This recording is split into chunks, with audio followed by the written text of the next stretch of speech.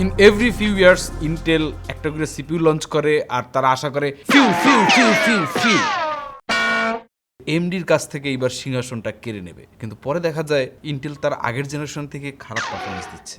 Price to performance রেশিওতে Intel launch করছে তাদের নতুন রিফ্রেশ সিরিজের সিপিইউগুলো। তার মধ্যে আমাদের হাতে আছে আজকে 250K প্লাস, এইটা হইতেছে 245K রিফ্রেশ। সেম সকেটে থাকতেছে, সেম মাদারবোর্ডগুলো আপনি ইউজ করতে পারবেন। এবং ইন্টেল থেকে এটা আমাদেরকে পাঠানো হয়েছে টেস্ট করে দেখার জন্য যে এটা কতটুকু বেটার। আর তার সাথে আমাদের অন্যান্য কম্পোনেন্ট প্রোভাইড করছে MSI। সো চলেন একটা বিল্ড করে দেখি কি অবস্থা হয়। আপনাদের সাথে আছি আমি অন্য জামান। আপনারা দেখতেছেন আমাদের নতুন চ্যানেল, চাইলে সাবস্ক্রাইব করতে পারেন, আর না চাইলে আল্লাহ হাফেজ। এখন অনেকের আবেগের জায়গা, অনেকের ভালোবাসার জায়গা, অনেকের ছোটবেলার ভালোবাসা ইন্টেল তাদেরকে হতাশ করছে। প্রত্যেক বছর তারা অনেক আশা ভরসা নিয়ে বসে থাকে। এইবার বোধহয় ইন্টেল কামব্যাক দিল, কিন্তু এই কামব্যাক দিতে দিতে 2026 সালে এসে পড়লো, এখন পর্যন্ত আমরা কামব্যাক দেখতে পারলাম না। বরঞ্চ আপনি যদি হিসাব করেন যে ইন্টেলের মার্কেট শেয়ার বাংলাদেশে এখন কি অবস্থা, তাইলে এটা বিলো 20%। এবং স্পেসিফিকভাবে যদি কনজিউমার মার্কেটের কথা বলি, তাইলে এইখানে ইন্টেলের প্রেজেন্সটা নাই বললেই চলে। ইনফ্যাক্ট খুঁজলে মনে হয় 5%ও হবে না, এতই খারাপ অবস্থা। তো বাস্তবতা একটু ডিফারেন্ট, বাস্তবতার সাথে কোনো মিল নেই। তবে একটা বড় ব্র্যান্ড একসময় যাই থাকুক না কেন, তারা চেষ্টা করে যাচ্ছে নিত্য নতুন আর্কিটেকচার, নিত্য নতুন আপনার চেঞ্জেস নিয়ে এসে আরো বেটার প্রোডাক্ট দেওয়ার জন্য। কিন্তু বেটার প্রোডাক্টের সাথে বেটার প্রাইস একটা বড় ফ্যাক্টর। যেমন 25K প্লাস এইটার প্রাইস রাখা হয়েছে ইন্টারন্যাশনালি $200। তো $200 যদি আমরা স্বাধীনতা যুদ্ধের আগে কোভিডের আগের কথা হিসাব করি, তখন আপনার ডলার রেট ছিল 80 টাকার মতো। তো এইভাবে হিসাব করলে সিপিইউটা 16K 16,000 টাকার আশেপাশে। এই প্রাইস রেঞ্জ যদি এই সিপিইউটা লঞ্চ করা হইতো বা পাওয়া যাইতো, তাইলে একটা মার কাট সিচুয়েশন হয়ে যেত। কারণ বাংলাদেশের কাস্টমাররা সবসময় প্রাইস সেন্ট্রিক, জিনিস যেটার দাম একটু কম ওইটাই নিতে হবে, যদিও ওইখান থেকে আবার ভালো পারফরমেন্সও পাইতে হবে। জিনিসটা একটু কন্ট্রাডিক্টরি, বাট স্টিল এটাই পপুলিস্ট অপিনিয়ন এবং এভাবেই সবকিছু চলে। তো দেখার বিষয় হইতেছে যে ভ্যালু কতটুকু পাওয়া যায়। ভ্যালুর দিক থেকে ইন্টেল বারবার পিছিয়ে যায় প্রাইসিং এর কারণে। ইন্টারন্যাশনাল মার্কেটে আমরা দেখি যে ইন্টেল অনেক জায়গায় প্রাইস কাট করে অনেক অ্যাগ্রেসিভ ডিলস দিয়ে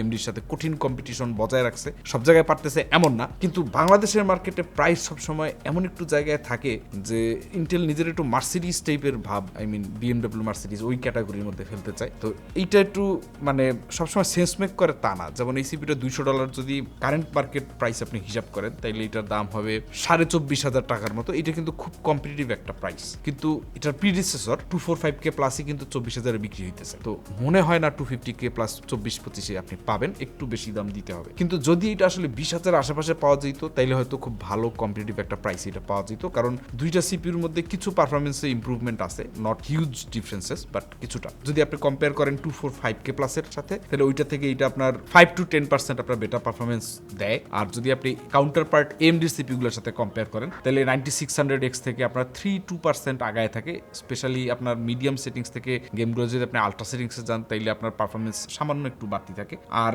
যদি আমরা 9700X এর সাথে কম্পেয়ার করি, তাহলে ওইটা থেকে আবার 2-3% পিছিয়ে থাকে, তার মাঝখানে বসে আছে। আর যদি আগের জেনারেশনের কথা আসি আমরা, যেগুলো এমডির প্রাইস আরো বেশি অ্যাগ্রেসিভ এবং বাংলাদেশে খুবই পপুলার, তাহলে সেই সিপিগুলো হচ্ছে 7700, 7600X এগুলোর সাথে আর কি ফাইট করবে। তো এগুলোর থেকে আবার ইন্টেলের সিপিটা বেটার পারফর্ম করে। তো 7700 আর 7600X 7500F কম্পারেটিভলি এগুলোর থেকে আপনার সিপিউটা বেটার, এতে কোনো সন্দেহ নেই। কিন্তু প্রাইস যদি আপনি হিসাব করেন, ওগুলোর প্রাইস কিন্তু অনেক অ্যাগ্রেসিভ, অলমোস্ট আপনার 10,000 টাকার মতো কম। তো ওইখানে গিয়ে আবার দেখা যায় ইন্টেল মাইর খেয়েই যায়। তো আমার কাছে মনে হয় যদি এইটা 7700 এর দাম, অর্থাৎ 24-এর নিচে পাওয়া যেত, তাইলে প্রবাবলি এটার একটা সুযোগ ছিল। কিন্তু কারেন্ট প্রাইসিং কি হবে উই ডোন্ট নো। এখনো বাংলাদেশে ওয়াইডলি অ্যাভেলেবল প্রাইস কত হয়, আপনাদের মতামত অনুযায়ী অবশ্য আপনারা প্রাইস দিতে পারেন যে আপনার মনে হয় কত, যুক্তিযুক্তভাবে। আজের এটা বলে দিলেই হইলো না 2000 এমনি কইলে হবে না। আপনি আপনার মতামত দেন যে কত প্রাইস হইলে পরে আপনার মনে হয় যে ইন্টেল আসলে ভ্যালুর দিক থেকে আসলে ফাইট করতে পারবে। কারণ উইদাউট ভ্যালু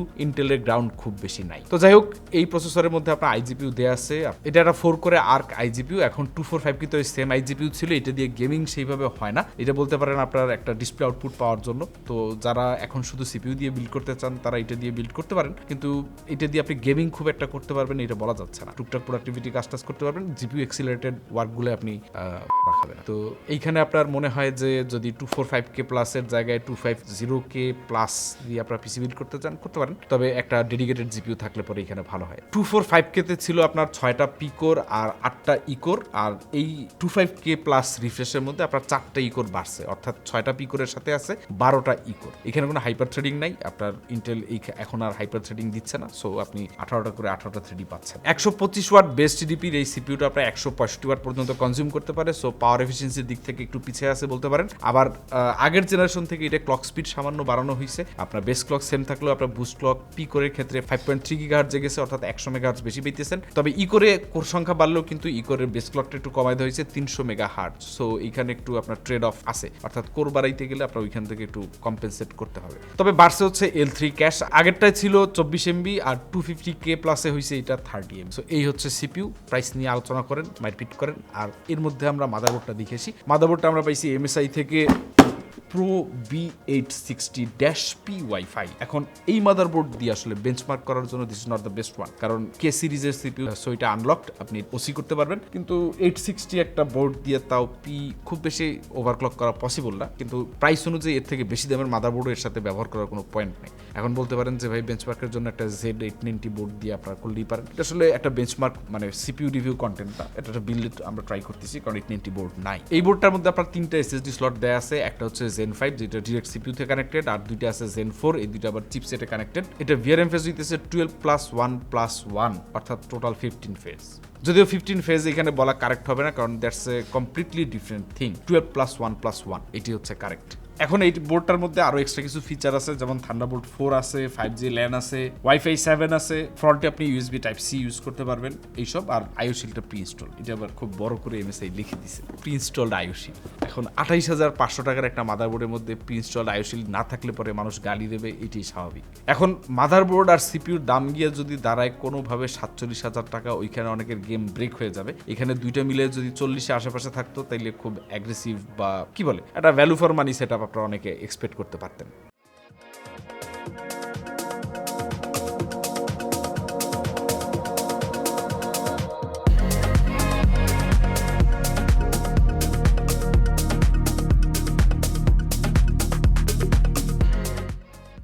সিস্টেম ড্রাইভ হিসেবে ইউজ করতেছি আমরা WD Blue 250GB। এটা আসলে মানে ব্যবহার করার জন্য করা, একটা টেস্ট সিস্টেম বানানো লাগবে, একটা বুট ড্রাইভ লাগবে, এই কারণে আর কি। তো দেখা যাক কি অবস্থা হয়। Zen 3 এই এসএসডিটার দাম হচ্ছে 5,200 টাকা, এর থেকে বেশি এখানে ইনভেস্ট করা পসিবল হয় না, এই আর কি।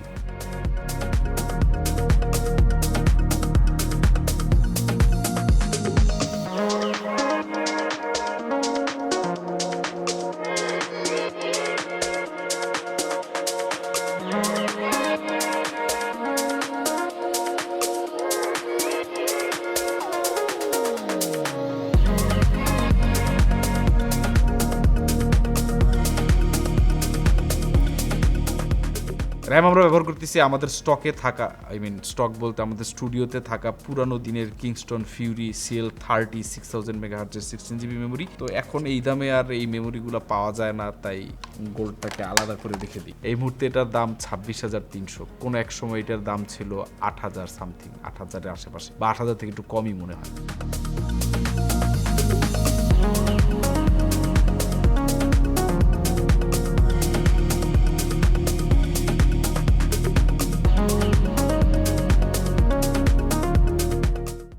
এখন এই 125 ওয়াটের টিডিপির এই কুলারটার জন্য আমরা ঠান্ডা করতে ব্যবহার করতেছি ফিউলের মতো ফিউমা বলছিলাম, পাশ থেকে আমাকে জানা হলো এটা সঠিক প্রোনাউন্সিয়েশন না। তো এই কুলারটা বাংলাদেশে অ্যাভেলেবেল না। $50 এই কুলারটা আমাদেরকে সাইট থেকে পাঠানো হয়েছিল, তাই ভাবলাম এই বিল্ডের মধ্যে ব্যবহার করে ফেলি, দেখা যাক কি অবস্থা হয়। তো $50 এই ডুয়াল টাওয়ার কুলারটার দাম বাংলাদেশে হয়তো যদি অফিসিয়ালি সেল হইতো তাইলে 8,000 টাকার আশেপাশে থাকতো।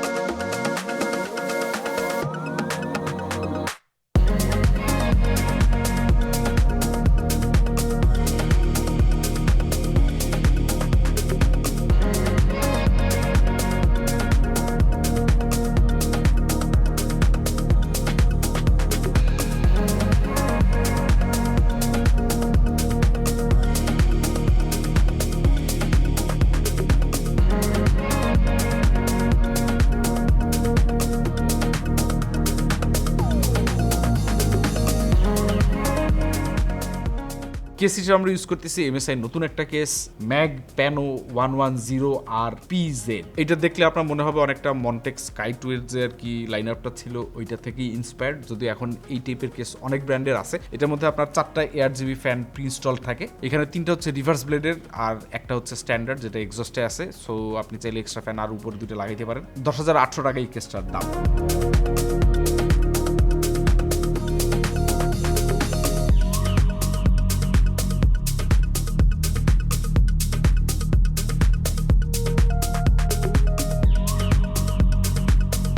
এই বিল্ডে আমরা পাওয়ার সাপ্লাই হিসেবে ব্যবহার করতেছি MSI নতুন একটা PSU যেটা এখনো ওয়াইডলি মার্কেটে অ্যাভেলেবেল না। এটা হচ্ছে ম্যাগ A1200 PLS PCIe 5। ভালো মতো দেখি, এটার মধ্যে 12 PWR একটা ছবি দিছে, তারপর একটা জিপিউর সাথে সুরক্ষা কবচ দিছে। মনে হয় এই পাওয়ার সাপ্লাই ব্যবহার করলে আপনার পাওয়ার সাপ্লাই পুরলেও জিপিউ পুরবে না এমন কিছু। ATX 3.1 ready, PCIe 5.1 ready. $285 power supply. So বাংলাদেশে এটার দাম 35 থেকে 40,000 টাকা হইতে পারে। জিপিইউ সেফগার্ড আছে, এই যে এই লোগোটার মানে দিয়ে দিছে, একদম ঠিক আছে, জিপিইউ সেফগার্ডই হবে। নেটিভ 12 ভোল্ট 2x6 কানেক্টর, সাইবারনেটিক্সের টিয়ার লিস্টে এটা A+ ক্যাটাগরিতে বিলং করে। সো একটা সলিড PSU, এমবোসড জ্যাকেট কেবল, সোজা বাংলায় আমরা যেটার সিলিকন ব্রেড বলি ওইটা, আর 80+ প্লাটিনাম এফিসিয়েন্সি তো আছেই। 12 PWR এ আপনার আবার একটু ইয়েলো কালারের মানে দিছে, যাতে আপনার পুরোটা প্লাগইন ঠিকমতো হয়েছে কিনা বা চাপ খায় কোনো জায়গা থেকে একটু বের হয়ে আছে কিনা এটা দিয়ে বোঝা যায়। এটা খুব স্মল একটা ফিচার, মানে জাস্ট কালারটা আলাদা করা, বাট কারো কারো ক্ষেত্রে এটা লাইফ সেভিং একটা ব্যাপার হয়ে গেলেও যেতে পারে। খুব স্মল একটা ফিক্স।